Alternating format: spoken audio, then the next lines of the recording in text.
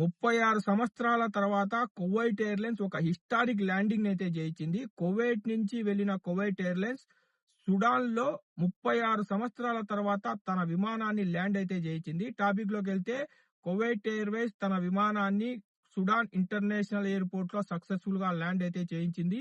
1990 తర్వాత ఇదే మొట్టమొదటి కువైట్ ఎయిర్‌లైన్స్ సుడాన్ రాజధానిలో తిరిగి ల్యాండ్ కావడం.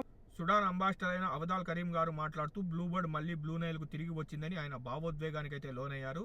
ఈ ఫ్లైట్ కు ఉపయోగించిన air craft Boeing 777 2023 civil war తర్వాత సుడాన్ ఖర్తూమ్ ఇంటర్నేషనల్ ఎయిర్పోర్ట్ లో ల్యాండ్ అయిన అతిపెద్ద విమానంగా మనం కువైట్ ఎయిర్లైన్స్ విమానాన్ని అయితే చెప్పుకోవచ్చు.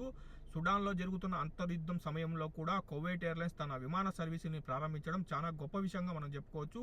సుడాన్ లో పరిస్థితులు మెల్లగా సాధారణ స్థితికి వస్తున్నాయన్న దానికి ఇదొక బలమైన సంకేతం. ఖర్తూమ్ ఇంటర్నేషనల్ ఎయిర్పోర్ట్ లో ఇప్పుడు మళ్ళీ ఇంటర్నేషనల్ ఫ్లైట్ కి సిద్ధంగా ఉందని అధికారులు అయితే చెప్తున్నారు.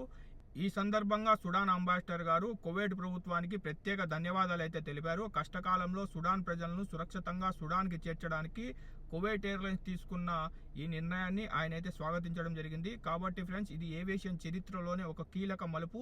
త్వరలోనే మరిన్ని ఫ్లైట్లు అయితే ప్రారంభించే అవకాశం అయితే ఉంది.